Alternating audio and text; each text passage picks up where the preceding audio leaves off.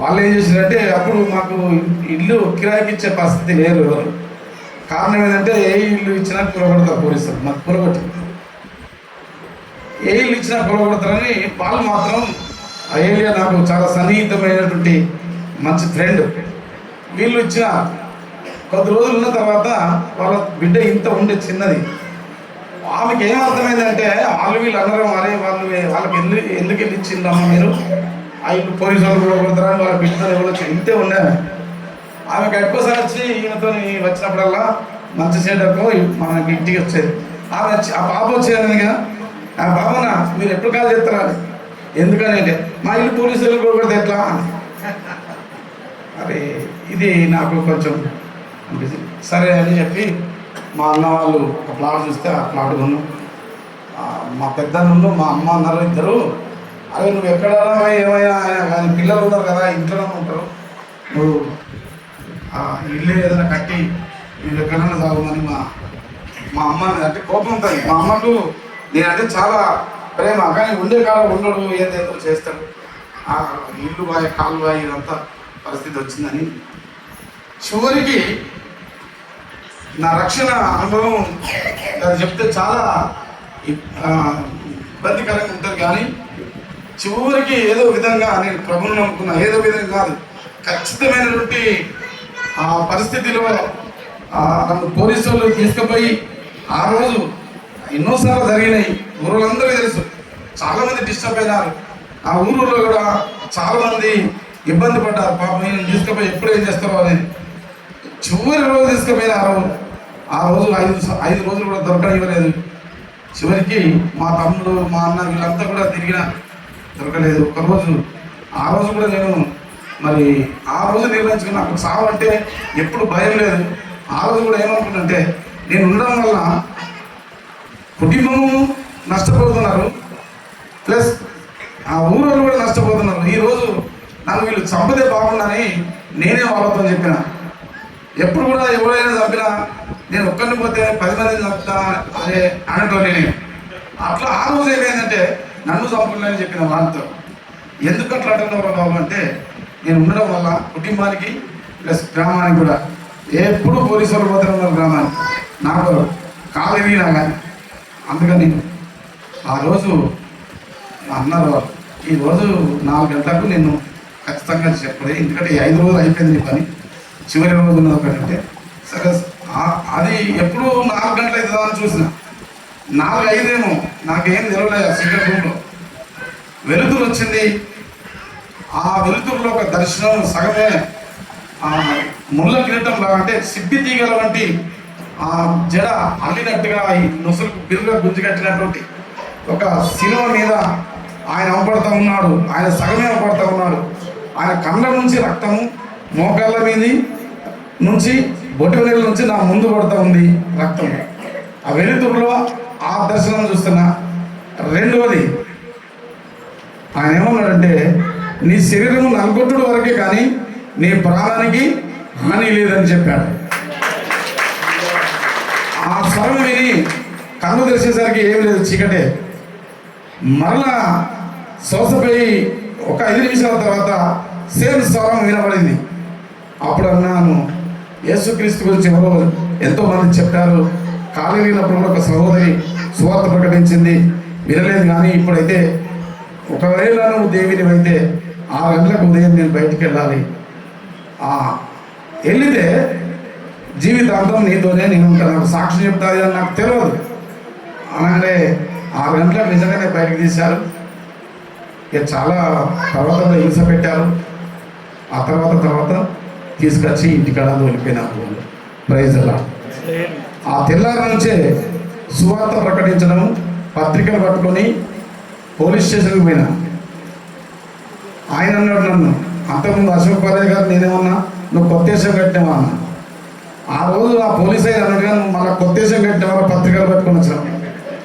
నేను నిజంగానే కొత్త దేశాన్ని కట్టినా. ఆయన ఈ దేశంలో మళ్ళీ ఏం చేస్తావు, ఇక ఏం చేసేది ఇది మంచి పని కదా. సరే అప్పుడు కండిషన్ బెయిల్ ఉండే, కండిషన్ బెయిల్ ఇదంతా తీసేసినారు. నేను శాఖ చెప్తున్నా. ఆ తర్వాత అక్కడ సువార్త, పత్రిక సువార్త, ట్రైన్ల సువార్త, ఇక రోడ్డు మీద ఎక్కడైనా పత్రికలు పట్టుకొని సువార్త ప్రకటించడం జరిగింది. ఎన్ఐటి నుంచి నాకు పత్రికలు వస్తున్నాయి, పుస్తకాలు వస్తున్నాయి. వ్యక్తిగతంగా పంచుతా ఉన్నా. ఇంకెవరైనా ఎండబెట్టుకొని తీసుకున్నాం. లాస్ట్కి అక్కడ కూడా పాతినగర్ అప్పుడు మేము కిరాయికుంటున్నాము. ఒక 7 కుటుంబాలు రక్షింపబడ్డారు. ఆ తర్వాత బైబిల్ కాలేజీకి ఒక పాస్టర్ గారి ద్వారా వెళ్ళడం జరిగింది. ఆ తర్వాత జరిగింది ఏంటంటే అక్కడ నుండి నువ్వు సేవ చేయాలనే ఒత్తిడి పూర్ణచంద్ర శాస్త్రి ఆరోగ్యమూర్తి క్లాసులు విన్నాను.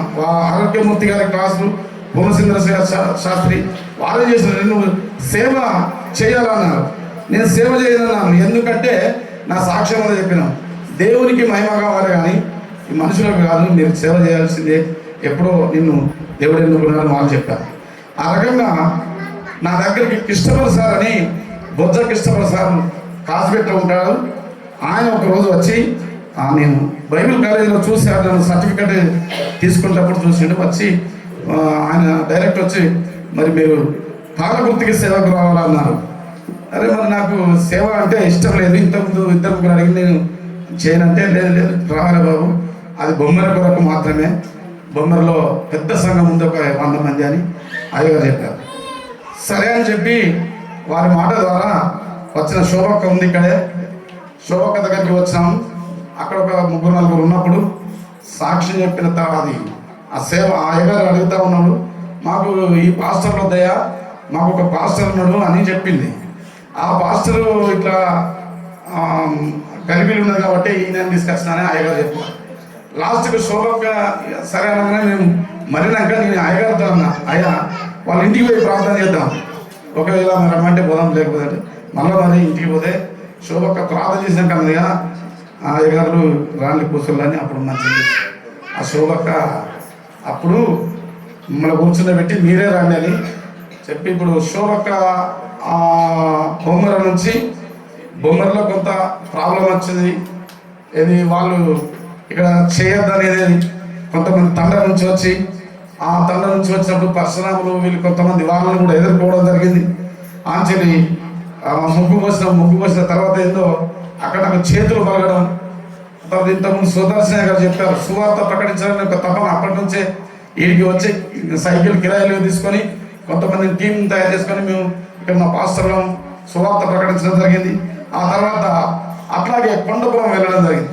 కొండపురం వెళ్తే అక్కడ యాకసుమయ్య గారు మాజీ ఎంపీపీ కళ వచ్చినామా, యాకసుమయ్య గారు వచ్చిన అక్కడ వాళ్ళ ఇంటికి వెళ్ళేసరికి ఆయన ఒక్కడే ఉన్నాడు. నైట్ మధ్యాహ్నం అతనికి సాక్షి చెప్పిన సార్ మీరు రాని తప్పకుండా ఆయన ప్రోత్సహించారు. ఆయన చెల్లి అక్కడ సంఘం నుంచి చిన్నగా మరి అట్లనే ఎత్తురు ఈ విధంగా ఇదంతా కూడా ప్రాంతము తిరగడం జరిగింది, సువార్త చేయడం జరిగింది. లాస్ట్కి నాకు అక్కడ మా సెంటర్లో దూదేకుల ఇంట్లో ఉన్నప్పుడు ఆయన ఏమన్నాడంటే, ఆ పెద్ద మనిషి 90 రూపాయలు గజం ఇస్తా, ఒక 1000 గజాలు కొను అని అన్నాడు.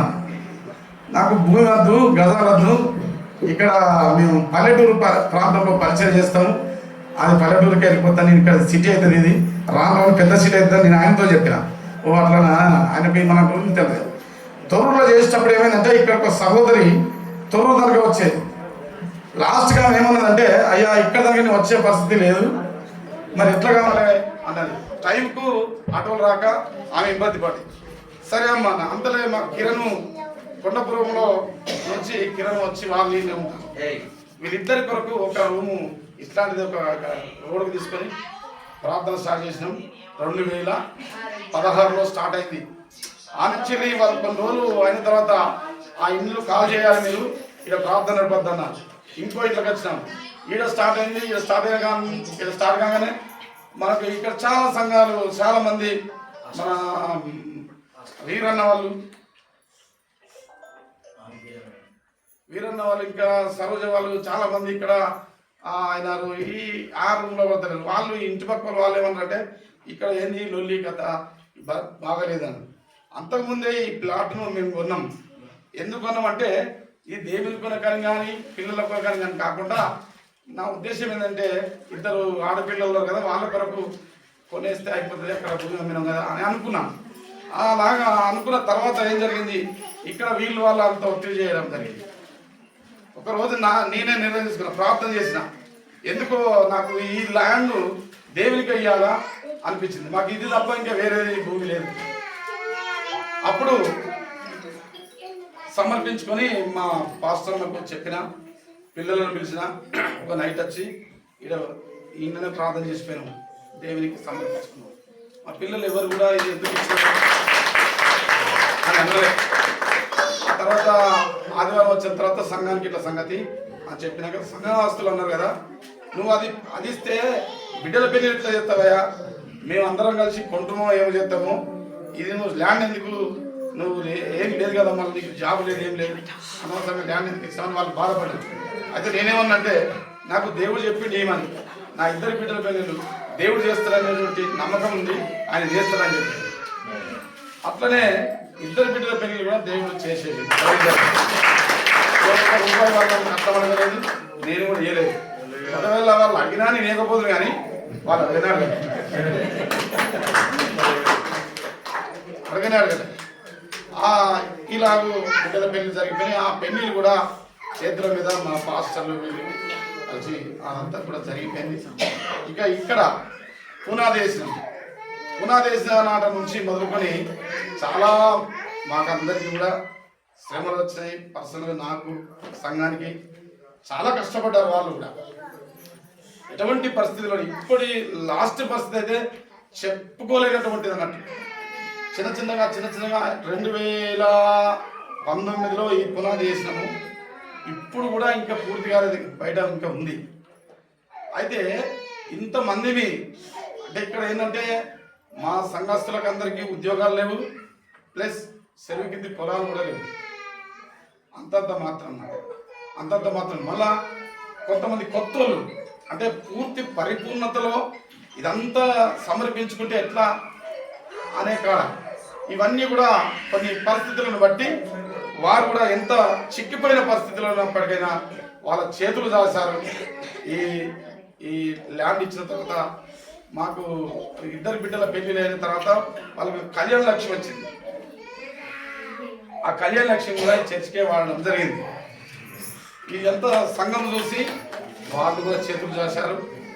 మరి ఒక బ్రదర్, ఒకరోజు మేము చాలా బిజీలో ఉన్నాము, వేరే ప్రోగ్రాం పెట్టుకున్నాము. ఆ రోజు అంతకుముందు ఇక్కడ సేవకుల మీటింగ్ జరిగింది. ఆ తర్వాత ఉట్టిగానే ఉన్నాయి, ఆ గోడలో మేము స్లాబ్ వేసి ఉన్నాము. ఒక బ్రదర్ వచ్చి, ఎందుకంటే ఆడ ఇటుక ఉన్నది, ఇక్కడ ఇసుక ఉన్నది, ఇట్లా ఓంపరంగా పెట్టినామంటే ఆ బ్రదర్ కుమార్ ఆయన అన్నాడు, మరి ఎందుకు ఇట్లా పెట్టామంటే ఇప్పటికైతే పరిస్థితి ఏం లేదంటే నేను దీని కొరకు సిమెంట్ ఇస్తా చేయమన్నాడు. ఆ తర్వాత ఇక్కడికి లేచింది. ఇంకొక బ్రదర్ హైదరాబాద్ నుంచి కార్ వేసుకొని వచ్చి, మీది చర్చ్ ఎక్కడ అని అడిగినాడు. ఇక్కడ సార్ ఆయన ఎందుకు వచ్చాడో నాకు కూడా తెలియదు. చూసినాక ఇదంతా వచ్చి ఇక్కడ ఇట్లది పెట్టాను చర్చ్ అన్న, ఈ కిటికీలు ఇవన్నీ లేవు కదా అంటే, నేను కిటికీలు ఇస్తా ఇప్పుడే పోయి లెక్క వేద్దామంటే దాని ఎస్టిమేట్ అయితే రావాల్సినంత 90,000, అప్పుడే 60,000 వాళ్ళకు ఇచ్చి దాంతో అట్లా ఈ ఎలక్ట్రీషియన్ కూడా మన ఇచ్చారు. ఆయన ఏమన్నాడంటే నా పేరు చెప్పొద్దని చెప్పాడు. నా పేరు చెప్పద్దు, ఆ విషయమే రావద్దు, నేను ఇచ్చినట్టుగా మీ సంఘాన్ని కానీ ఇంకెవరికి కానీ ఎందుకు అది అవసరమా. ఈ స్లాబ్ వేసేటప్పుడు ఇంకో పాస్టర్ కూడా చెప్పొద్దన్నాడు, కానీ ఆయన ఈయన ఉన్నాడు, లింగారాం పాస్టర్. చెక్క కొడుతున్నాం కానీ డబ్బులు లేవు కొట్టడానికి, అన్ని రెడీ అయినాయి. కానీ ఎందుకు ఆపుతున్నాం మనకి ఇంత సంగతి అనగానే అప్పుడే వచ్చే 36,000 ఉన్నాయంట. 35,000 ఉండాలా, లేకపోతే 30,000 ఉండాలి కదా, 40,000 ఉండాలి. 36,000 ఎందుకున్నాయి నేను ఫోన్ చేసిన. ఎందుకు ఫోన్ చేసినట్టే మరి ఇట్లా ఏ లెక్క ప్రకారంగా ఇచ్చినారు. అయ్యా గిఫ్ట్లు ఏంటంటే అవి వచ్చినే ఉంటాయి, అవి నాకు తెలియదు, నీకు వచ్చిన పైసలు అవి ఇంటి లెక్క పెట్టి నాకు తెలియదు. ఓకే అయిపోయింది. ఇదంతా చిన్నగా మరి మా పరశురామ్ అన్న పాస్టర్ ద్వారానే పరిచయం అయ్యాడు. చేరి ఆడవారిది ఈరోజు రమ్మన్నా రాలే, నేను వచ్చినట్టుగానే అన్నా నేను ప్రార్థన చేస్తాను. బోర్ వేయగానే నీళ్లు పడ్డాయి. ఆ నీళ్ళకు ఆయన మోటార్ ఇచ్చాడు. నేను చాలా చెప్పాలి, సరిపోదు, సమయం లేదు. పెద్ద దైవజనులు వచ్చారు కాబట్టి ఇప్పటి వరకు కూడా మరి సంఘస్థులను నేను అభినందిస్తున్నా. వారు చక్కగా వారు చొరవ తీసుకొని కష్టపడి వారి చేతుల కష్టార్జితము, వారి ధనము, వారి ఎక్కల కష్టార్జితము, మరి ఇంకా వారికి అన్ని విధాలుగా వారు ఇక్కడ ఈ చర్చి కట్టడానికి పూర్తి సహకారమును అందించారు. ఎవరి పేరు అంటే ఎవరి పేరు చెప్పడానికి లేదు. ఇలా 500 ఇచ్చిన ఉన్నారు, 1000 రూపాయలు ఇచ్చిన ఉన్నారు, 50,000 ఇచ్చిన ఉన్నారు, 50,000 కంటే పైన ఇచ్చిన వాళ్ళు, మెటీరియల్ ఇచ్చిన వాళ్ళు ఉన్నారు. కాబట్టి మరి ఎవరి పేరు చెప్పడానికైనా కాదు, కానీ అందరూ దీనికి సహకారిగా వారు ఉన్న రీతిగా వారి శక్తికి మించిన రీతిగా కూడా ఇచ్చారు. దేవుడు వారిని గొప్పగా దీవించునుగాక. మరి చివరిగా నేను చెప్పదలుచుకున్నది ఏంటంటే, ఇదంతా కూడా కట్టింది నా సొంతానికి కాదు, ఈ పాలకుర్తి ప్రాంత ప్రజలకు. మా దైవజనులు అడుగుతారు, అబ్బా బాగా కట్టినాం కదా, ఎంత మంచిగా ఉన్నదా మీ మందిరం అంటే, అరే మీ మందిరం రాకండి, మన మందిరం అంటే నాకు పెద్ద సంతోషం అనిపిస్తుంది. ఇది మన అందరి మందిరము. దేవుడు ఈ దినము ఈ విధంగా ఈ దైవజనుల ద్వారా మన కొర్నేలయ్య గారు చాలా సలహాలు ఈ యొక్క చర్చికి మరి చక్కని సలహాలు ఇస్తూ నడిపించారు. అట్లాగే మన ఆనందమయ్య గారు మరి ఈ రీతిగా చేయాలనేది కొద్దిగా ఎన్నుకోండి. చాలా చక్కగా ప్రార్థన చేశారు చాలామంది అయ్యగారు అందరూ. అయ్యగారు మీరు ప్రార్థన చేసినందుకు, మా సువార్త కొరకు, సంఘాల వ్యక్త కొరకు ప్రార్థన చేసినందుకు వందనాలు. మరి ఈ కొద్ది మాటలు నేను ముగిస్తున్నాను.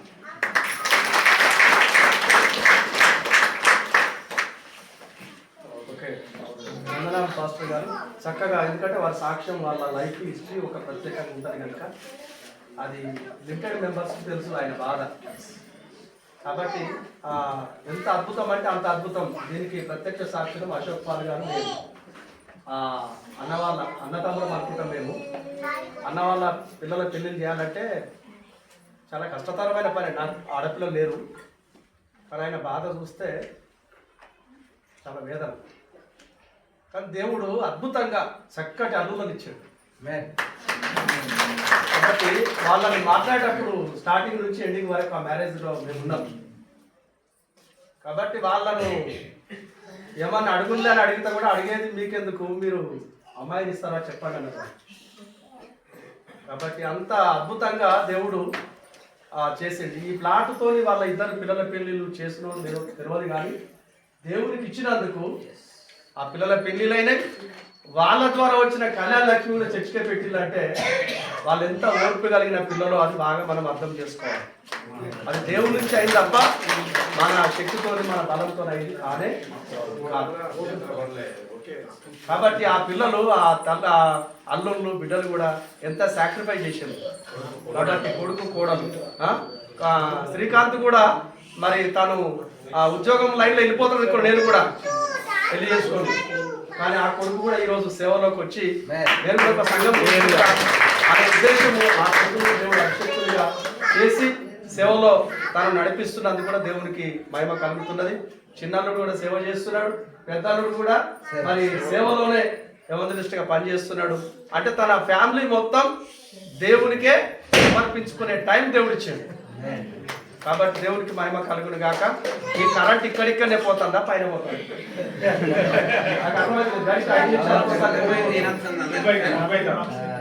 కాబట్టి ఎందుకంటే ఇప్పుడు మనం అందరం మరి దేవునికి మహిమ కలిగే విధంగా మనం సమయం 2 అయిపోయింది. మరి మనం దయచేసి అందరం లేచి నిలబడితే మన వర్షిప్ సాంగ్తోని మరి దైవజనులకి సమయాన్ని అప్పగిస్తాం. దయచేసి అందరం లేచి నిలబడదాం. ఈ కరెంటుకు మనకు సంబంధం లేదు, అది ఉన్నా లేకున్నా మన సర్వీస్ కొనసాగించడం అది దేవునికి మహిమకరంగా ఉంటుంది. మన మధ్యలో దైవజనులు ఆనందమయ్య గారు ముందుకు వచ్చి మరి వర్షిప్ సాంగ్తో దేవుని కనపరుస్తారు. హల్లెలూయా, హల్లెలూయా, హల్లెలూయా. దూతలతో కలసి శరాపులతో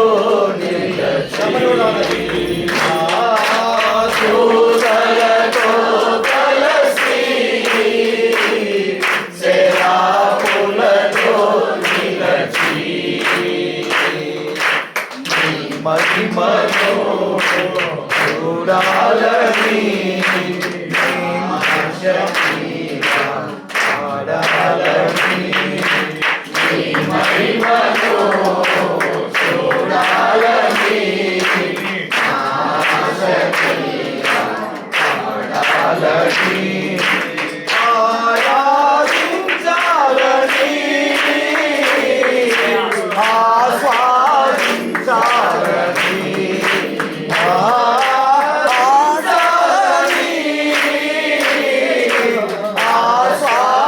ఆస్వాదించాలని దూతలతో కలసి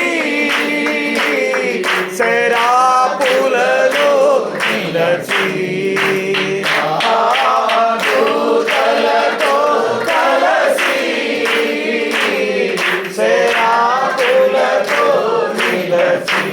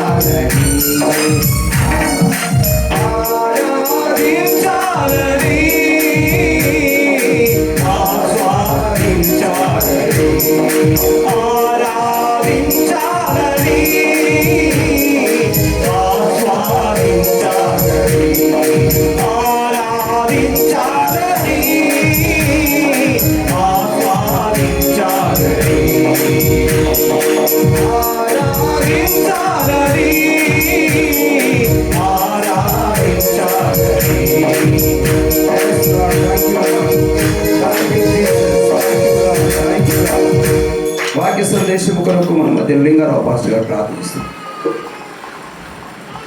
మహాదేవుడా, కనికరం గల తండ్రి, సర్వ సృష్టి కారణం చూడని దేవ, నీ నామాన్ని స్తుతిస్తూ ఉన్నాం. ఈ యొక్క దినం అద్భుత రీతిగా నీ దాసుడు ప్రయాసపడినటువంటి విధంగా ఈ ప్రాంతంలో ప్రభువా గొప్ప పరిచర్య చేయుటకు మరణం నుండి అతన్ని తప్పించి జీవము గల దేవుణ్ణి ఎరిగి ఆ జీవమును ప్రకటించుటకు అనేకులకు తండ్రి అతన్ని మీరు ఎన్నుకొని ఈ ప్రాంతానికి వెలుగుగా ఉంచినందుకు నీకు స్తోత్రం కలుగును గాక. ప్రభా, అనేకులను నిత్యరాజ్యం చేర్చడానికి ప్రభా ఆయన పడిన ప్రయాసంటూ ప్రభా ఏదీ లేదు. ప్రభా ఎంతో ప్రయాసపడి ఆకలి దప్పులకు ఓర్చి ఎండ వానకు తడిచి అనేక మార్లు దుఃఖము వేదన చేత సంఘాలను కడుతూ ప్రభా నీ రాజ్యాన్ని స్థాపించడానికి ఆయన చేసిన ప్రయత్నం బట్టి నీకు స్తోత్రాలు, నీ కృపకు వందనాలు తెలియజేస్తూ ఉన్నాం. ఈ దినం ఈ గొప్ప మందిరం కట్టబడడానికి నీ దాసుని చేతులను బలపరిచినందుకు స్తోత్రాలు చెల్లిస్తూ ఉన్నాం. అనేకులు సహకరించినటువంటి వారిని కూడా మీరు జ్ఞాపకం చేసుకొని దీవించండి. ఇదిగో ఈ దినం ఈ యొక్క సంఘంలో ప్రభువాని సేవకులు మీ యొక్క పరలోకపు సందేశమును మాకు అందించడానికి ఏం తీసుకొని వచ్చారో ప్రభువాని ప్రజలము మేము విని దీవించబడుటకు కృపయమని మీ దాసుని మీ హస్తంలోకి అప్పగించు యేసుక్రీస్తు ప్రభు నామమున అడుగుచున్నాము తండ్రి, ఆమేన్. దయచేసి అందరం కూర్చుందాం. చక్కగా వర్షిప్ చేసి ప్రార్థన చేసిన దైవజనులకు వందనాలు. ముఖ్యమైన ఘట్టంలోనికి వెళ్తున్నాం. మరి దైవ సందేశం అందించేటప్పుడు లేచి ఇటాడు తిరగడం కానీ మాట్లాడడం కానీ చేయకూడదు. వాక్యము ఆల్టర్ నుంచి మనకు వస్తున్నదంటే దేవుడు మనతో మాట్లాడుతున్నాడని అర్థం చేసుకొని దయచేసి సమయాన్ని సద్వినియోగం చేసుకోవాలని మీకు జ్ఞాపకం చేస్తూ మన మధ్యలో మరి దైవజనులు రెవరెండ్ డాక్టర్ సిన్హా గారికి ఈ సమయాన్ని అప్పగిస్తున్నాం.